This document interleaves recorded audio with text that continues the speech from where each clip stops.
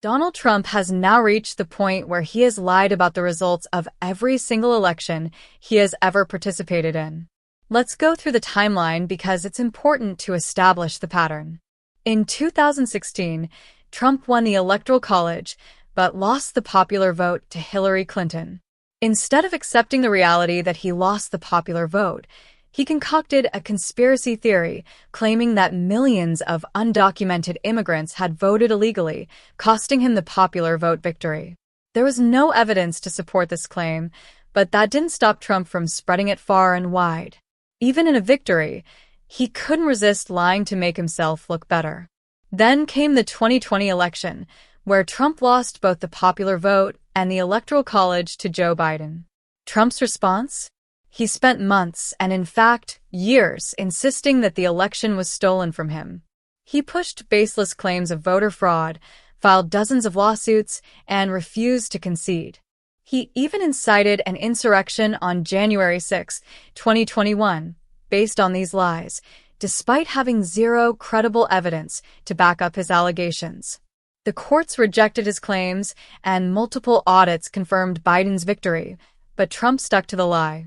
Fast forward to this year, and Trump somehow managed to win both the popular vote and the Electoral College vote. Whether you wanted him to win or not, that's the reality we now face for the next 4 years.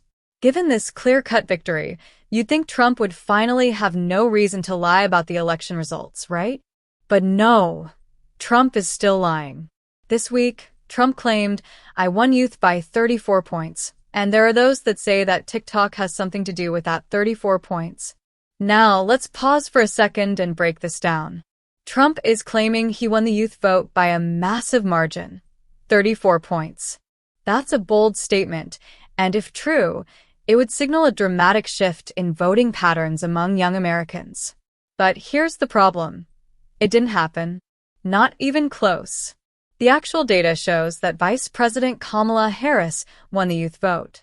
Voters aged 18 to 29 gave Harris 51% of their votes, securing a clear majority in this demographic.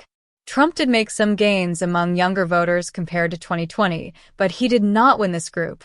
He certainly didn't win it by 34 points. Trump pulled that number out of thin air and stated it as fact. He didn't just exaggerate. He invented a completely fictional statistic. And what's even more baffling is that he did this despite already winning the election. He didn't need to lie to make himself look better. He won. Yet he still couldn't resist fabricating a narrative to boost his ego. This behavior raises serious questions about Trump's mindset. Why lie when the truth is already in your favor? The answer may lie in Trump's psychological makeup. This isn't just a case of stretching the truth or spinning a story. This is compulsive lying, a pattern that suggests deeper mental and emotional issues. Think about it like this.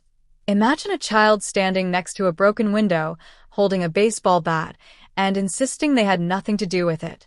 The child lies because they're afraid of the consequences. It's a defensive mechanism. But Trump's lies don't serve a defensive purpose here. They don't protect him from anything.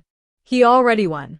These lies seem to come from a pathological need to control the narrative, to shape reality according to his own delusions. Even in situations where most politicians might employ strategic dishonesty, like a white lie to avoid offending someone, Trump's lies are different. They're not calculated. They're not tactical. They're compulsive, irrational, and indicative of a larger psychological issue.